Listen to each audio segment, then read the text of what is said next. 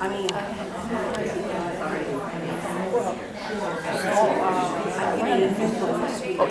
no microphone. Welcome to our last session of the book Sandwiched In until next September. And we've got a special, really nice presentation today. We're going to have two presenters, which is very special. And that's going to be Dr. Rhoula and Dr. Shiela McCullough. They're both reverends, and so I'm going to do some introductions, but while we're getting ready, if anyone has not signed in for the door prize, there's a little bowl back there. It's free. You just sign your name, and we're going to be drawing for a nice lunch out at one of the local establishments later on when this is over. So today we're going to have the last slave ship, the story of how Clotilda was found, her descendants, and it's an extraordinary resume. And our presenters.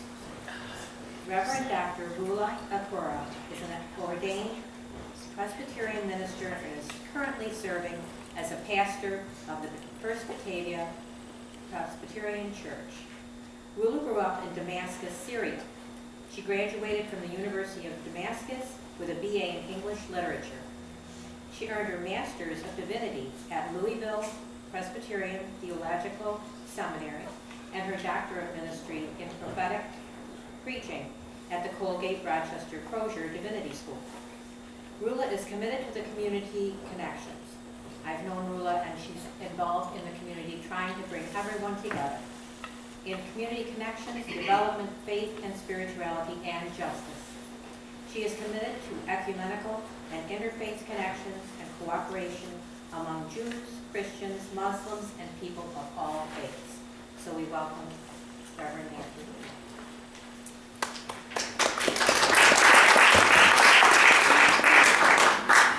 Also with us is Reverend Dr. Shiela McCullough, and she is an ordained minister of the Baptist tradition. She serves as a chaplain for the incarcerated and also as a pastor in East Bethany. She received her BA in Pastoral Ministry from Morris College, South Carolina. She earned a Master of Science in Counseling Education from SUNY Brockport. She received her Master of Divinity and Doctor of Ministry in Transformational Leadership from the Colgate Rochester Crozier Divinity School. Sheila believes that those individuals who have endured the shackles of incarceration hold the key to change in that the world is desperately seeking. And I think this is such an important ministry that Dr. Shiela McCullough is working with. So we have two great presenters, and I'm going to have them come up and start their presentation on this great.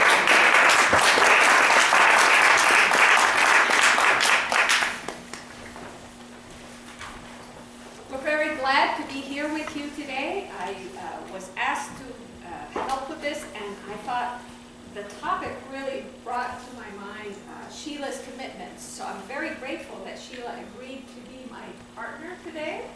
And so we're hoping to present this in a kind of a conversational way. So we want to invite you to share any questions as we go along. If you haven't read the book, it's a great book. I really enjoyed it myself and found it to be very informative on a lot of topics that I was really not aware of. So you'll learn a lot of things, or it will lead you to also open new doors of learning as well. So to begin, I'm just going to give you an overview of the book, kind of the plot, what the story is about. If you've read it, I apologize, but I thought if you haven't read it, it may intrigue you to read it. And so the book is about this journey of the last slave ship. So this slave ship went to Benin, and they purchased people, brought back 110 Africans to Mobile, Alabama, and it was illegal. It was 50 years after the slave trade was banned. And so you can imagine it was a very treacherous trip, and it was really interesting that the crew, most of the crew didn't know what they were doing. Like they didn't realize when they signed up to go that that's what they would be doing. And so it was two men, one financed this, Timothy Mayer, from Mobile, Alabama, and then found this captain, Captain Foster. They chartered this journey, and they wanted to challenge. It was a challenge against the federal government, which is really interesting. It was a bet, most likely it was a bet that they decided it was, put this up to against the federal government, saying you can't bring any more slaves. And so it's a very sad story, but very interesting, because after all these years, about 160 years went by before the Clotilda, the ship, was discovered in a river in Alabama. And it was the author of the book, Ben Raines, is the one who helped discover it. For a long time, they kind of looked different places and didn't find it. There were conflicting stories. So it was a very interesting thing that it was proof for the people that came, the descendants. They knew the story, but there was no credibility, which is very interesting, that people didn't really believe all the stories because there was no evidence. So this evidence of finding the actual ship buried in the river was kind of a critical moment for retelling the story. They're retelling the story, but also connecting the dots for what is going on, the injustices of today.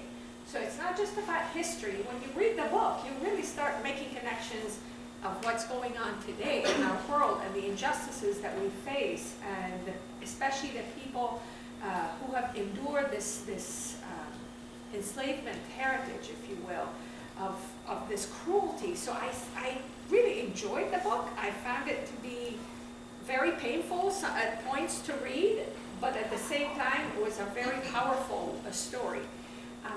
It wasn't if people are in the back want to sit at the front, I know people love it when they get here at the last minute, then they get to sit at the front. It feels like church. We're glad you're here. So this is kind of the story that he tells. The author, Ben Raines, tells the story of the discovery, but then takes you back, uses notes from historical records, and interviews. It was interesting that there was an interview with one of the survivors, Kudju Lewis. He was interviewed by Zora Neale Hurston, and those records didn't come out to light until much later. So, like, what was it, 2018? So really, it's interesting that she interviewed him. This was back, in the 20s? And then it didn't, somehow these records were kept hidden. So it's, in a way, again, really connecting to a theme in our culture right now, and the struggle over talking about what happened. And the comparison that was very interesting for me was between how Benin, Dahomey, it was Dahomey at that time where the slave ship went, and that's where they captured the people and bought them. The difference between how Benin deals with their history and the pain of selling people, capturing their own people and selling them, and our way of dealing with it. There's a lot of wisdom in how they're dealing with it there, and so we'll share a little more about that. So I talked long enough. Sheila, did I miss anything on the plot? No, not at all. No. Okay. It's interesting, though, that the book makes the claim that he is sharing about the find. But as I read, I found very little about the actual finding of the Clotilda. Even though it was great for some of the descendants because they had this orature, but they didn't have the proof. So it was like, oh no, that's not real. That never happened. You're just making that up. But to find this boat gave them proof. I just lost my train of thought. Africa Town? Africa Town, right. Maybe I'm just pulling different things. Yeah. He really focused in on Africa Town and the experience of this transatlantic slave trade. And for me, as a descendant of slaves, sharecroppers, domestic workers, entrepreneurs, to read about that line that I think it was Gumba, who was one of the slaves. He was a servant in the king's palace over there in Benin. And he says, when he's interviewed, he says, my people sold me. Your people bought me. That was so hard for me to sit with personally. Because, yes, of course, I knew the role that Africans played in this horrific era. Of course I knew that, but that's nothing that is talked about, at least in the circles that I grew up in. And any time that I heard reference of Africans taking part in the slave trade, it was someone was refuting the debate about reparations. They immediately go to Africa. Well, they sold, so make them pay reparations. So for me, that type of debate was just a distraction. But I had to sit with this, and it hurt so bad. But then I began to reflect on Dr. James Cone's, one of his books called Black Blood. And he compares the atrocities that have been doled upon the African and the African American to the story that we find in the Bible about Cain and Abel. And he says that the blood of the African is crying up from the soil. It's not just American soil. It's African soil. It's all that in between. It's the entire transatlantic slave trade. Those bodies, they're crying up to be acknowledged. And to sit with that, oh, how it hurt. But then I realized, I said, you know, this is a great segue into what's happening here in America with the banning of all of the books. Not wanting to tell the whole story of America's founding. In order for us, in my opinion, in order for us to heal as a country, we have to be able to engage the entire story. Love it. Yeah, Sheila and I had a conversation on Monday, and we were going to have like, point 1, point 2, and then said, let's just do it as a conversation. There's a lot of passion in this story. So it stirred up a lot for us about, so this is Ben Ray's finding this piece of the Clotilda in the river, and he was so excited because he had been working so hard trying to tell the story and interviewing people and really working very hard. So this is, kind of a depiction of how people were brought.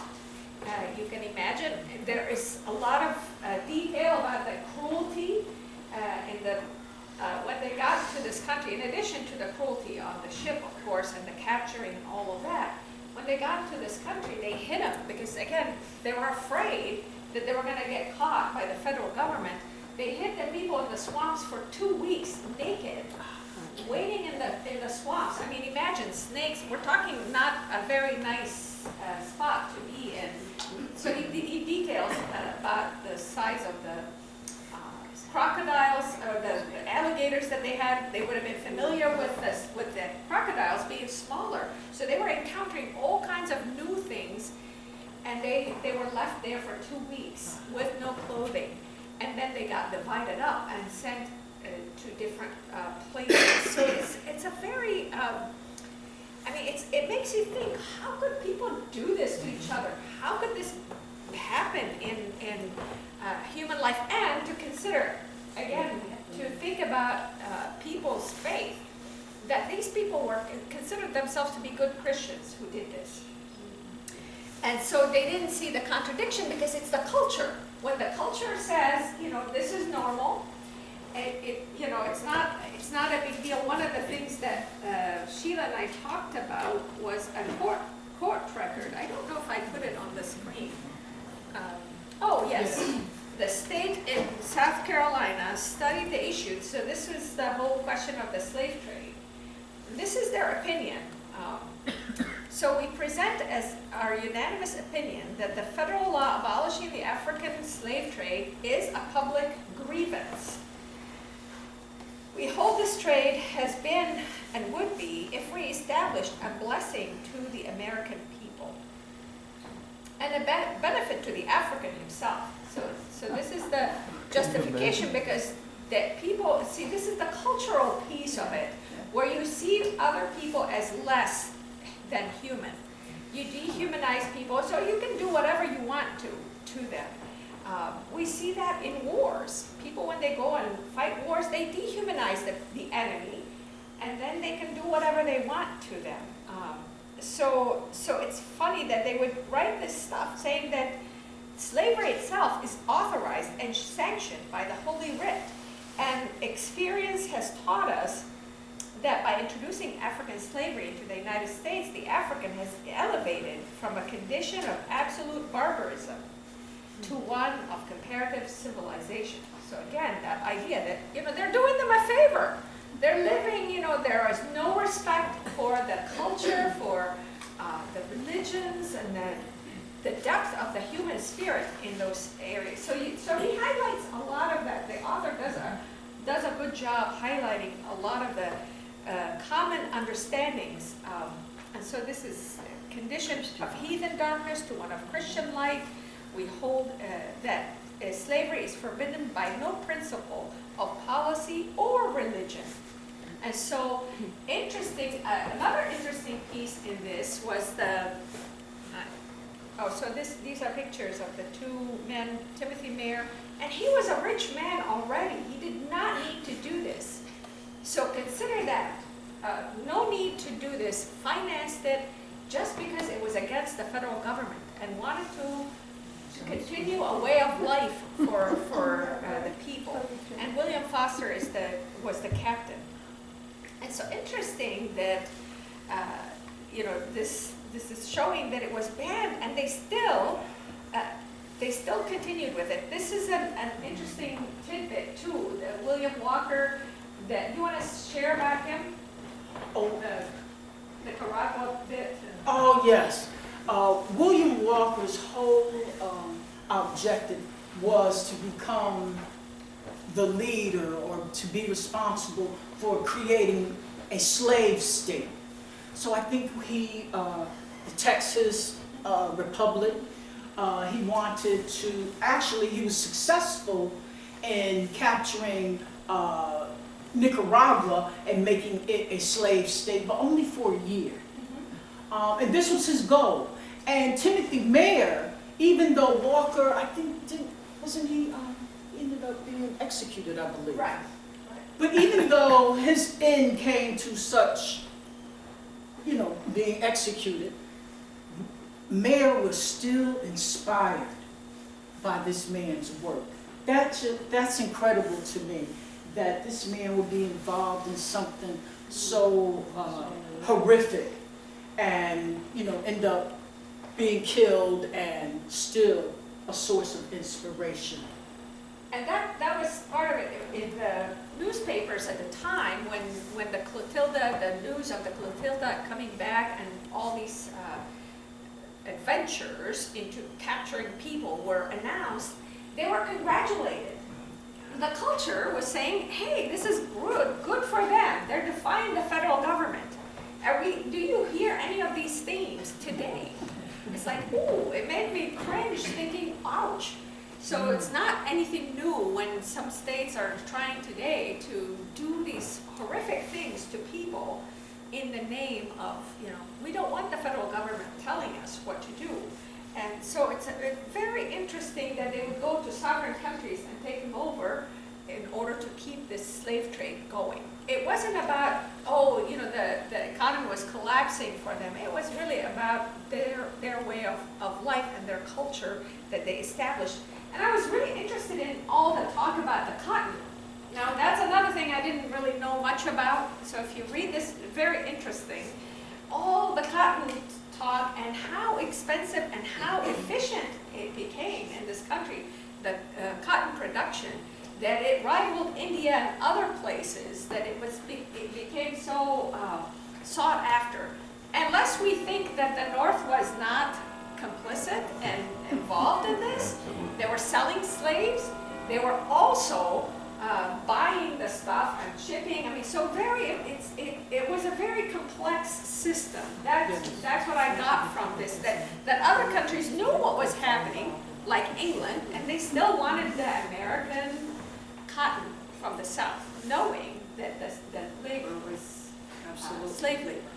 There was an idiom that, I think it was a journalist that traveled from the north to Mobile, and he says, wow, in his description, he says, everything is cotton. They marry cotton women, they have cotton children, they drive cotton carriages. That's how big cotton was. They didn't want to give that up. What was his background, that young guy? He was a lawyer? Yeah. Yeah, a doctor. Yeah, I think they said that he was lawyer. a genius. Yeah, very smart guy. So we can demonize the people and say, oh, you know, they were horrible and we would never do such a thing. But under the right conditions, all these stories remind us that we might be the same way. If the culture around us is saying this is okay, it becomes like a permission and a blind spot for people. This is an interesting thing for me. I didn't realize this about Africa Town was the community that got this. Now you realize there was only 5 years. I shouldn't say only. There were 5 horrible years of these people being enslaved. So they're living. Then you had the Civil War, and they were free, but they were left with nothing. This was really another interesting piece. They were left with nothing. They asked for some land. They went to Mr. Mayor. He said, well, I fed you and took care of you. And of course, if you read the details of what that was, I mean, the shoes, do you want to tell them the bit about the shoes? I think they received a pair of shoes every 5 years. One pair of shoes every 5 years. And yet, they're doing all of the toiling. All of the toiling. And you only get a pair of shoes every 5 years. And they were going to get new shoes where? In heaven. Absolutely. Absolutely. You get a pair of shoes in heaven, you know, life becomes good for you in the by and by. Right. And, right. Yeah. And so these people that were brought, the 110, they, after the emancipation, they went and they tried to get land, but then they had to work and save up their money, and they bought a piece of land, and they established this community they called Africa Town.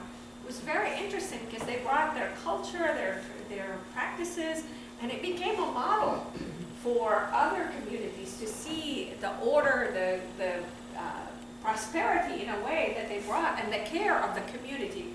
It was very interesting because at first they wanted to go back home.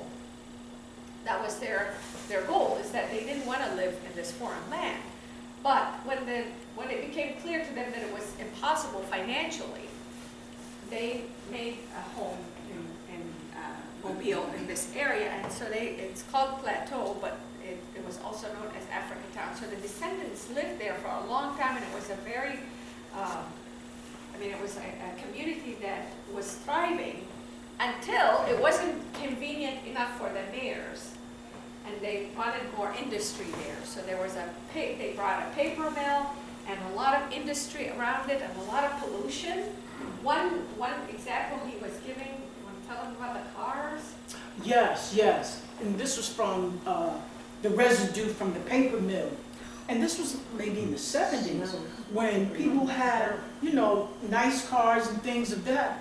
And every day they would have to wash their cars because of the residue falling on the cars, and it was very thick. Their clothes, they knew that at a certain time they had to bring their clothes off the line to avoid the soot from the residue of the paper mill. You know? And so you can imagine what it did to their bodies, Lungs, to yeah. the people, and a lot of cancer, and so there was a lawsuit.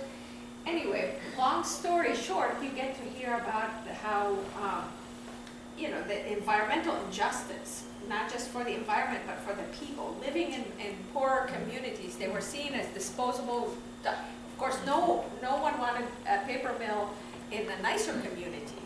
Wanted it to be in the community they considered to be, you know, not important. And so that's, again, the heritage. And then they took down a lot of the housing, so there was no more housing there. So they kind of decimated that community. Again, the mayors really had hold on the land and what was happening. And so this is an interesting man here. A lot of this information is from Kudzu Lewis. He was one of the survivors of this Clotilda sojourn. He was an incredible person in terms of his ability to reflect on life and share that. And he shared a lot of this information with Hurston, and she recorded all of that. And now Shiela has read Barracoon, which is interesting. So he tells his story and his family and history. And it's interesting also that he ended up converting to Christianity.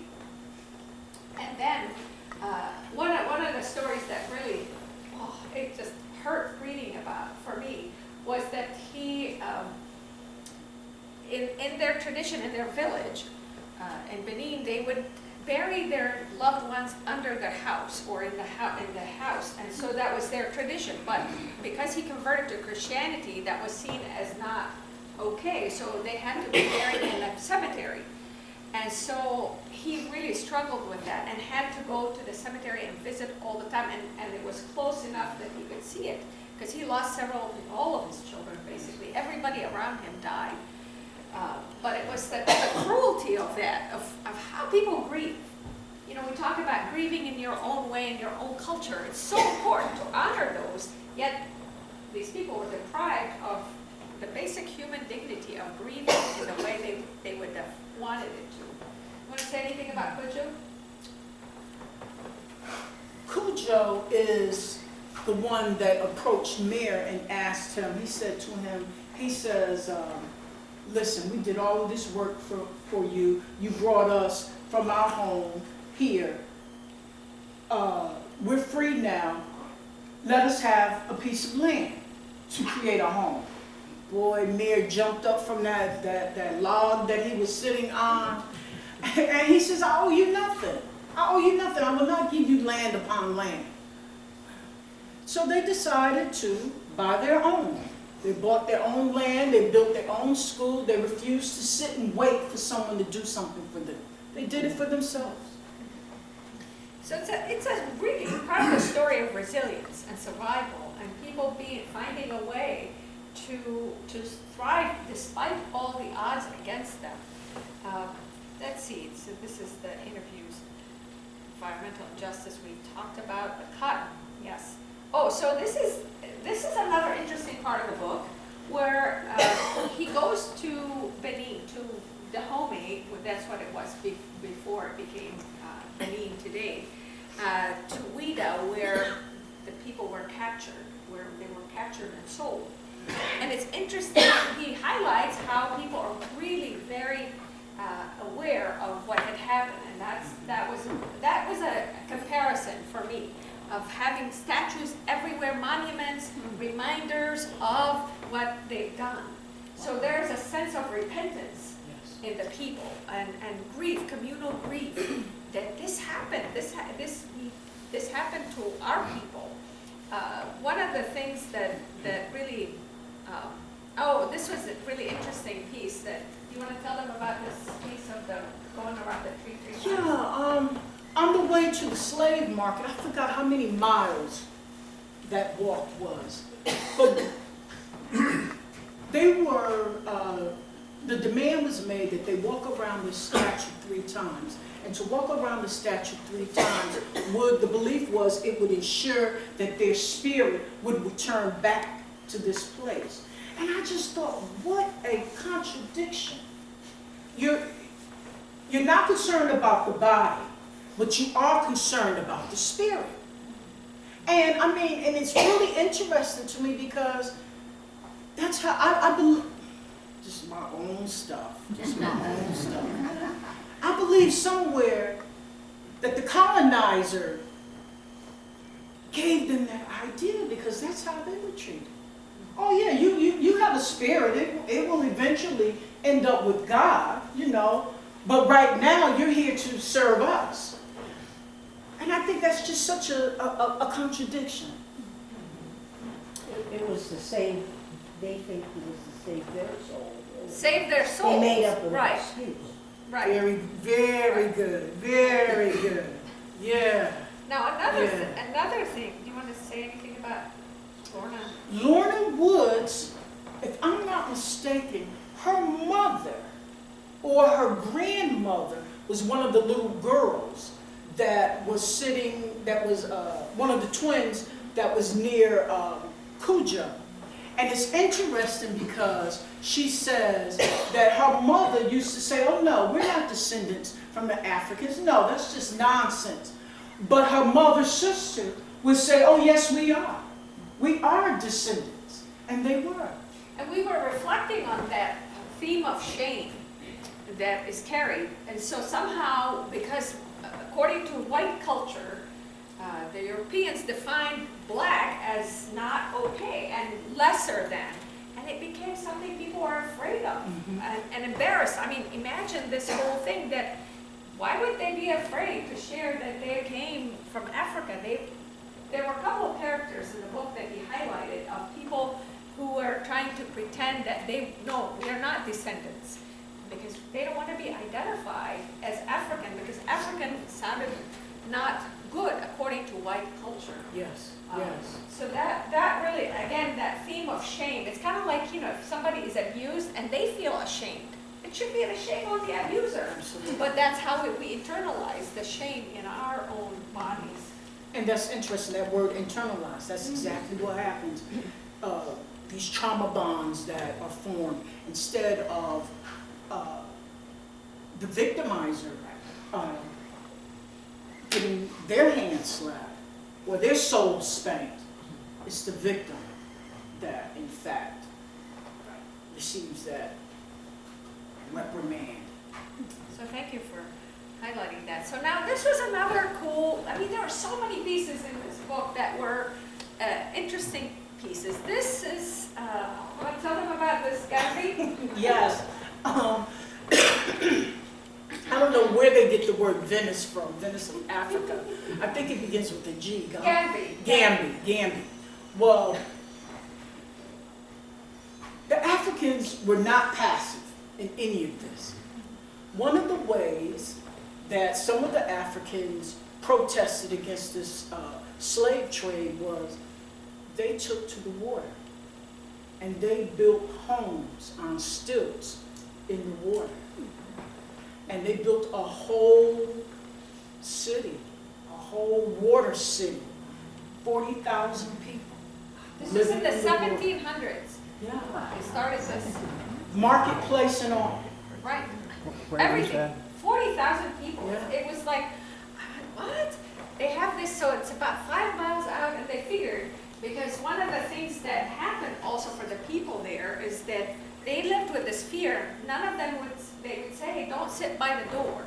Don't sit close to the door. Now imagine living with that kind of fear, because somebody might come in and snatch you out of the house.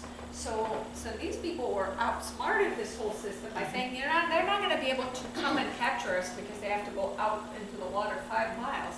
But they have boats, and they have a way of life that they were able to avoid the pain of this cruelty. Where did you say this was? Gambi I think it's off of Benin. Yeah, 5 miles off of Benin. Yeah, so let's see. Other themes, I would say, for me, the biggest piece is that this whole engaging the history. There was, and I wanted to put a picture, but then I didn't. He tries in the book at the end, and this is where I was like, okay, this is just a little step. He tells the story of the descendants trying to find some reconciliation, to make sense out of this horrible tragedy for their families. So they reached out, they've been reaching out to the mayors, and the mayors have nothing to do with any of this. But the great-grandson of Captain Foster finally agreed to go down and meet them. And so it was really an interesting piece. He has pictures of that meeting between the people, the Descendants, and this Mike Foster. He came down and he wanted, so that was part of the work, is trying to do some reconciliation. And it was a scary thing. He was, I love that he was scared. And he felt a strong sense of shame. Right. Right. He was like, what do I do? But then he got over himself. Right. And went and he became friends basically with Yes. the people, and he found a lot in common and apologized for what his ancestors had done. And then the whole story, it kind of gives you a glimpse of hope for what is possible when people acknowledge the ugliness of history. The mayors till this day are afraid of having to pay anything or having to be held responsible for abducting people, for doing something so illegal at that time. And the greed that was always present. And I mean, for me, when I read that portion of the book where they refused to turn over just a ledger, Right. you know, because they were afraid that that ledger would be used in court, make them pay restitution for kidnapping. That's what you're concerned about? Right. There's still a lot of that sense of, you know, this is not in the past. I think that's the power of the story, is that you think, oh, this happened a long time ago, why can't we move on? Why are we digging up the past? Have you ever said that to someone in your family, by the way? Yeah, we've all. Repeating it still, Pardon? because we're repeating it. We're still. repeating it. That's the thing, is that, yes, the past is in the past only when we have dealt with it. Right. And I think that's kind of the power of this, and hopefully, I'm hopeful that there will be more conversations. Now, one of the things I was surprised about is that I consider myself to be well informed on the news, and honestly, until Sam asked me to pick a book she gave me a list of books, I was like, this sounds very interesting. How come I haven't heard anything? I didn't pay attention to the news. Did you pay attention to the discovery? I mean, it wasn't splashed everywhere. That should have been a big piece of news. I mean, to me, when you read the story, you're like, wow, this is the only slave ship that was found in this country. I mean, that's pretty big, but hidden. Everything is about this is like trying to emerge into the light and trying to bring people together to talk about what happened, to think about what does it look like today? How are we still carrying on this pain for a lot of people? But you know, it's a very interesting piece. Now, another theme that I thought of, and maybe I was off on this one, was that people that were born in this country into slavery, and the people that came forced, the first generation. So you know, you have, and they I thought it was interesting the ways they coped with the trauma was different. Every group had its own way of dealing with it, and their way, the Africans that came were really so grounded in their culture, and yet the people who were so-called deprived of their culture, they still found, because they were born into slavery, they still found a way to hold on to pieces. So it's, you know, that was what do you think, Sheila, of that piece? Well, for instance, in our worship, you know, we certainly, in Black worship, like your Pentecostal movements, where you're speaking in tongues, all of that comes from Western spirituality. Our belief in the ancestors, that we can still communicate with the ancestors, all of that Cujo would have been exposed to, especially down in Yoruba, where he was from. They call it Vodun. I don't know the religion as Vodun. I know it as Ifa. Ifa, they believe, is the original spiritual system.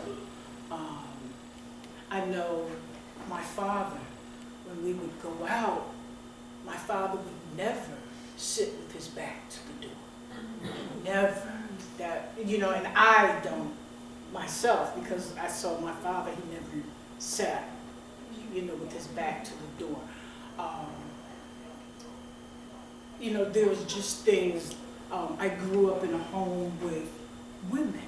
They always kept a shotgun above the door for protection.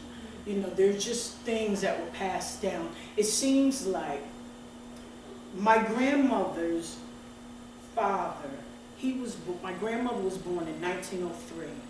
Her father was born in 1986. My grandmother shared with me that his grandmother, Grace Curvin's mother, came over on a slave ship and wore the shackle. She never took that shackle off. My great-grandfather's name is Walter Tecumseh Sherman Slater. I mean, that will tell you the mindset, you know. So that's part of the culture. I mean, with the woman that my great-grandfather married, we've traced her lineage all the way back to Governor True of Georgia. He was the slave owner. On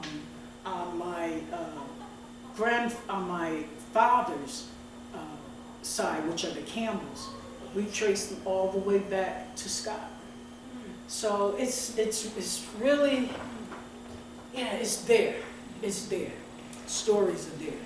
And this is really the neat part about this book, I think, is he tells a lot of stories of people.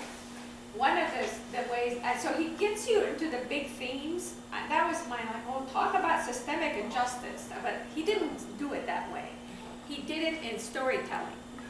And so one of the examples he used was when they wanted to vote. I want to tell about the voting, how they, you know, the mayor came and said, no, they're not citizens. But they were citizens. Right. But I think before we go there, we have to talk about the Dred Scott decision, where the judge says, oh no, they aren't citizens, whether you were born here or not. Because you're black, because of the color of your skin, you're not citizens. Right. So that was a really interesting piece for me to think about today, and what's happening with voting rights and all the challenges, and people always trying to exclude people from voting. This is not new. This is again part of that, excluding people from being able to share their vision. Right. I think that they chased them 3 towns. They had to go 3 towns over to vote. And they couldn't. Because every time they would go, and it was always the word of a white man over what the papers they had. They didn't believe them. They So were. what year was that? This was in the 20s, early 30s. Yeah. Kudzu lived, you know, he lived a good long life. Pretty amazing guy. So this was again past that time when they were supposed to be able to vote. They couldn't vote. For local, for anything, it's just people were like, oh, if a white man says you're not a citizen, you're not a, I mean, just by word of mouth. Like, imagine if I show up at the polls and say, Sandy she's not a citizen. Oh, okay, we won't let her. What? Based on what? Based on, because, you know, one person says that they're, But it's still happening. the laws might be changed, but the people are not changed, and the culture is very powerful, and it's really, you know, it's a whole system.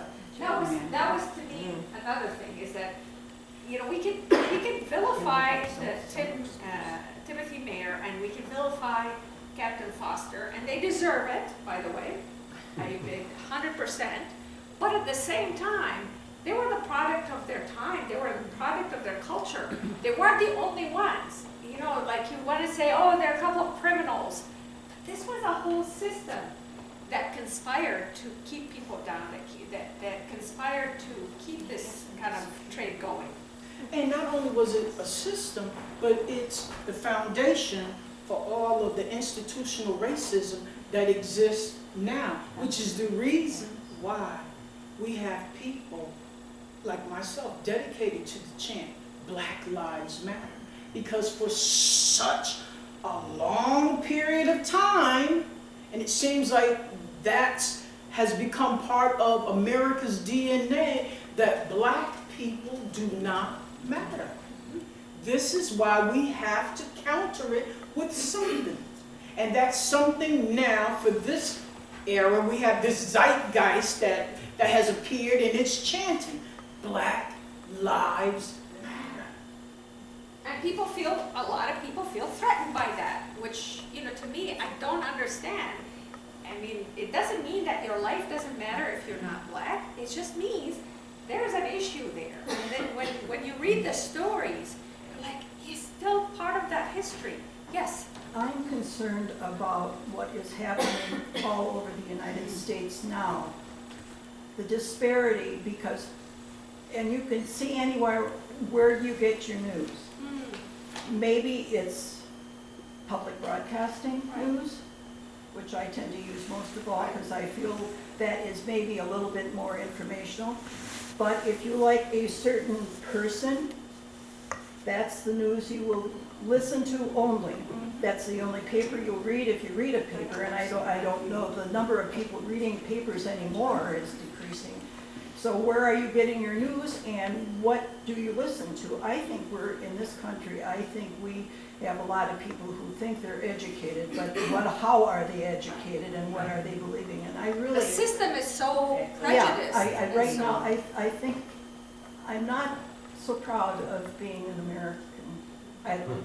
I am proud of this group, though. This group showed up. The topic is not easy. I congratulate you for showing up and saying, we're interested. We want to hear the story. And that's a big piece of this. Yes, and I have read that book, and it is a great book.